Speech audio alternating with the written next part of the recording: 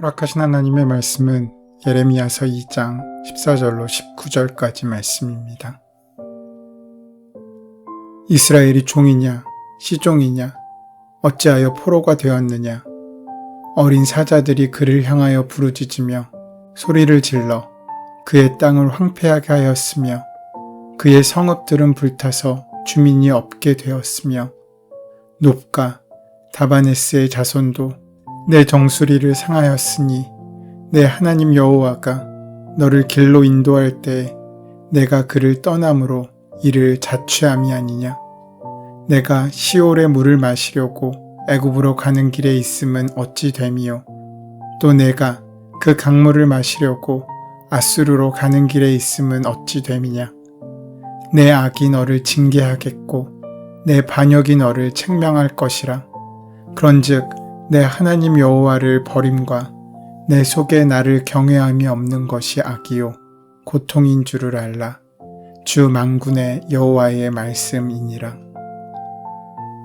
오늘 본문 예레미야서 2장 1절로 13절까지는 선민 이스라엘의 조상들의 배도행위를 지적했고, 오늘 본문의 말씀인 14절부터 19절까지의 말씀에서는 이스라엘의 반역의 결과와 그에 따른 심판을 경고하고 있습니다. 이스라엘은 참 하나님과 그의 영광을 아무런 가치 없는 무익한 것으로 바꿔버렸습니다. 그들이 행한 두 가지 큰 악이 있는데, 하나는 생수의 근원되는 하나님을 버린 것입니다. 하나님은 이들에게 필요한 구원의 은혜와 위로를 언제나 풍성히 채워주셨습니다. 모든 것을 공급해 주시는 생수의 근원이신 하나님을 아무런 가치조차 없는 것처럼 버렸다고 말씀하십니다. 그리고는 스스로 많은 수고를 하여 물을 담아두는 웅덩이를 팠는데 그것은 터진 웅덩이로 아무 쓸모없이 물이 말라버린 것입니다. 생수의 근원을 버리고 물 한 방울도 채울 수 없는 것을 붙들고 있는 것입니다. 그것은 하나님을 떠난 까닭입니다. 오늘 본문은 이스라엘의 배도가 초래한 선민 이스라엘의 수치스러운 현실이 무엇인지를 지적합니다. 14절 이하에서는 하나님을 버린 백성이 얼마나 어리석은 짓을 했는지를 보여주고 있습니다. 이스라엘은 결코 종이 아닙니다. 그들은 하나님께서 장자로 삼으신 하나님의 자녀입니다. 그런데 그들은 자유를 버리고 스스로 종이 되어 버린 것입니다.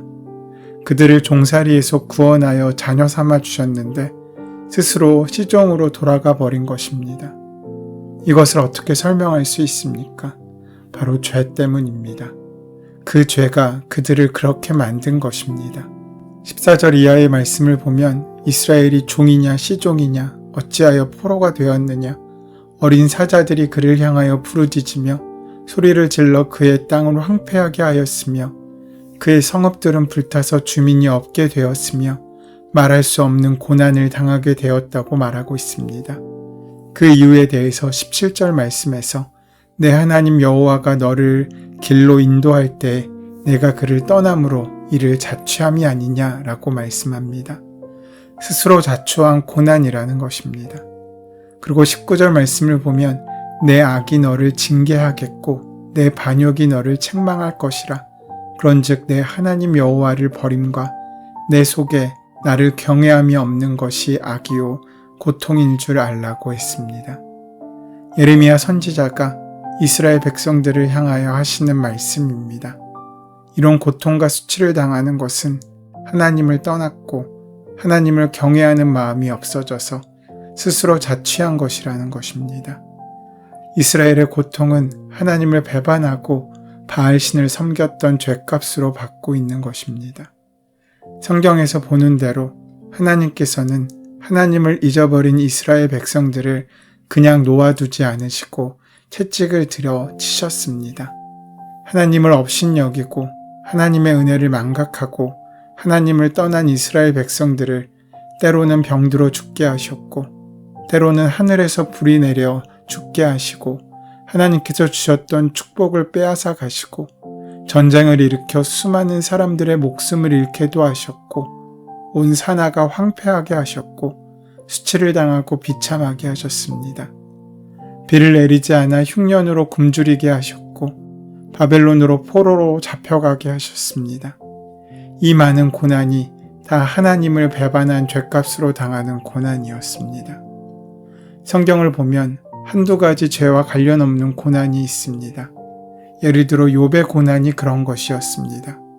그러나 거의 대부분의 고난은 남들 때문이 아니라 나의 죄의 대가로 자초한 고난인 경우가 많습니다. 그래서 14절에서 하나님께서는 어찌하여 너는 원수들의 노예가 되었느냐라고 질문하고 있으신 것입니다. 이 질문은 탄식의 질문이 아닙니다.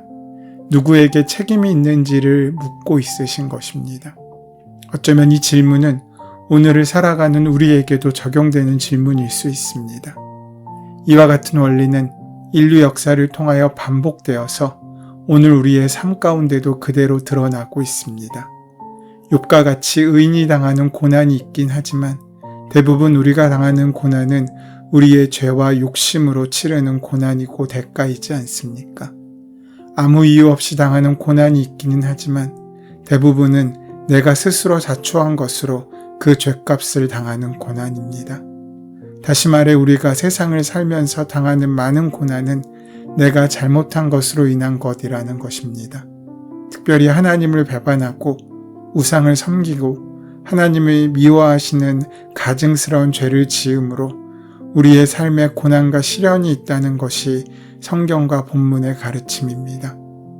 우리가 하나님보다 돈을 더 좋아하고 하나님보다 지식을 더 사랑할 때, 하나님보다 사람을 더 믿고 의지할 때, 하나님보다 우리의 생각과 경험을 더 붙잡고 살아갈 때 우리는 그것으로 말미암아 고난을 당하게 됩니다. 사상과 이데올로기 때문에 우리 인류에 얼마나 큰 고통들이 있었습니까? 사상의 대결로 인해 갈등과 투쟁과 끝내는 사상과 이데올로기가 전쟁으로 이어져 인류에게 얼마나 큰 고통을 주었습니까? 세계 1차 세계대전과 2차 세계대전이 그런 갈등의 전형이지 않습니까? 그럴 때 우리에게는 핑곗거리가 많습니다. 나의 인생을 망치고 나를 죄를 짓게 한 장본인들이 주위에 수두룩합니다. 내가 부모를 잘못 만나서 인생이 꼬였고 교육을 잘못 받아서 인격이 뒤틀어졌다고 항변합니다. 사람을 잘못 만나 감정이 메마르고 사회를 잘못 만나 꿈이 사라졌다고 합니다. 그것이 정답인 양 스스로 정당성을 부여하며 살아갑니다. 그렇다면 진정 정답이 무엇입니까? 하나님께서는 이 질문에 대한 답도 우리에게 주십니다. 17절의 말씀입니다. 주 너의 하나님이 길을 인도하여 주는데도 내가 주를 버리고 떠났으니 너 스스로 이런 재앙을 자청한 것이 아니냐. 이것이 하나님께서 제시하신 정답입니다. 나 아닌 다른 사람 때문에 인생이 망쳐진 것이 아닙니다. 그것만 아니었으면 내 삶이 달라졌을 것이라고 말할 수 없습니다. 그 사람이나 그 사건, 그 문제의 책임은 너가 아니라 나에게 있습니다. 우리는 착각에서 깨어나야 합니다. 핑곗거리들 뒤에 숨지 말아야 합니다. 이 세상이 어려운 것은 정치가들 때문입니까? 사회가 시끄러운 것은 그저 무지몽매한 사람들 때문입니까? 수많은 전쟁과 다툼, 수많은 사람들이 굶주림과 기아에 허덕이는 것은 누구의 책임입니까? 나는 그것과 온전히 상관이 없습니까? 언제나 전쟁은 작은 데서부터 시작됩니다. 나의 욕심이 모여서 사회를 만들고, 나의 이기심이 모여 차별을 만들고, 나의 경쟁심이 모여 계층을 만들게 됩니다. 모두 나로부터 시작되는 일입니다. 하나님께서 허락하신 자유롭고 주인된 인생에서 종된 인생으로의 전락은 나의 선택으로 시작된 일입니다. 종은 일반적으로 노예를, 시종은 그 집에서 태어난 종을 가르치며 포로는 전쟁 노예를 의미합니다. 사자가 부르짖는 모습은 자기 백성의 대적이나 타락한 자기 백성을 향해 진노하시는 하나님의 의로운 분노를 나타내기 위한 것입니다. 이는 아수르 군대의 잔인성을 비유하기 위해 사용되었습니다. 아수르의 공격으로 북이스라엘은 황폐화되었습니다. 15절이 아수르의 침략을 의미했다면 16절은 애굽의 공격을 가르칩니다. 놉과 다바네스는 모두 나일강 하류에 있는 애굽의 옛 성읍들입니다. 즉 애굽을 가리키는 용어입니다. 그 땅의 자손이 이스라엘의 정수리를 상하게 하였다고 말씀합니다. 애굽 사람들이 유다의 정수리를 상하게 한 사건은 요시야 왕이 전사한 무기또 전쟁을 의미한다고 볼 수 있습니다. 18절과 19절은 애굽과 아수르를 의지하려고 했던 이스라엘의 모습을 책망하시는 장면의 기록입니다. 시올은 검다라는 단어에서 유래되었고 해마다 범람하는 나일강을 지칭하는 표현입니다. 애굽을 의지하는 것은 마실 수 없는 진흙탕물을 마시려고 하는 것과 같다는 것입니다. 이어서 나오는 그 강물은 아수르를 상징하는 유프라테스 강을 의미합니다. 진정한 생수의 근원이신 하나님을 버리고 터진 웅덩이인 애굽의 나일강과 아수르의 강물을 의지하고자 했던 것입니다. 그 대가는 심판과 멸망이었습니다. 그러므로 이 모든 재앙의 원인은 하나님과의 관계에 있음을 다시 한번 강조합니다. 이스라엘이 하나님과의 언약을 버리고 하나님을 잊어버린 이유는 하나님을 두려워하는 경외심이 없었기 때문입니다. 하나님을 경외하지 않고 잃어버린 결과가 악이고 고통이라고 말씀하십니다. 하나님께서는 이스라엘에게 막중한 사명을 주셨습니다. 그것은 제사장 나라가 되어 열방 민족들에게 하나님을 알리고 열방들이 하나님을 찾고 섬기고 예배할 수 있도록 하신 사명입니다. 그러나 스스로 교만하여 그 사명을 잃어버리고 우상을 숭배하며 열방에 하나님을 소개하기보다 자신이 먼저 하나님과 멀어져 버리게 되었습니다. 결국 그들이 이방 나라의 포로로 끌려가는 비극을 경험하고 나서야 자신들의 잘못과 죄를 깨닫게 됩니다. 죄를 깨달았다고 그 죄가 없어지는 것은 아닙니다. 우리는 반드시 죄의 대가를 치르게 됩니다. 그러므로 깊이 생각하여야 합니다. 하나님의 은혜를 배반하고 내 멋대로 살아간다고 해도 지금은 아무 일도 일어나지 않을 것 같지만 하나님은 그것을 기억하셨다가 반드시 그 죄값을 물으신다는 것입니다. 하나님을 배반하고 배은망덕하고 아무런 일도 없고 하나님보다 돈을, 자식을 더 사랑해도 아무런 일도 없다고 안심하지 마시기 바랍니다. 하나님께서는 언젠가 반드시 그 죄값을 물으실 것입니다. 그리고 그 죄값은 우리의 삶의 뼈아픈 고난으로 나타나게 될 것입니다. 이것을 잊지 말아야 합니다. 그래서 여러분, 우리에게 고난이 있을 때 우리는 힘들다고 어렵다고 원망하기 앞서 자신의 삶을 되돌아볼 수 있어야 합니다. 혹시 하나님 앞에 저지른 내 죄값은 아닌가? 만약 그렇다고 생각이 된다면 하나님 앞에 지은 죄를 회개하고 하나님 앞으로 돌아가야 합니다. 지금이라도 우상을 버리고 하나님만을 사랑하고 하나님의 은혜를 감사하며 살아가겠습니다. 그렇게 뉘우치며 간절히 기도하며 하나님이 우리를 용서하시고 고난을 거두어 가실 것을 믿고 기다리시기 바랍니다. 그렇다면 결국 하나님께서 우리의 인생을 평탄하게 하실 것입니다. 옛 어른들은 다른 사람의 눈에 눈물을 흘리게 하면 내 눈에도 피눈물이 흐른다고 말씀했습니다. 다른 사람에게 좋은 일을 하지 못한다 할지라도 다른 사람을 억울하게 해서는 안 됩니다. 다른 사람의 마음을 분하게 하고 잠 못 이루게 하고 억울하게 하면 하나님께서는 우리에게 반드시 그 죄값을 치르게 하실 것입니다. 모든 것은 내가 행한 대로 되돌아옵니다. 우리는 심은 대로 거두게 됩니다. 하나님에게 잘못하고 사람들에게 잘못한 것이 뼈아픈 고난으로 되돌아올 것이라는 두려운 사실을 잊지 말아야 합니다.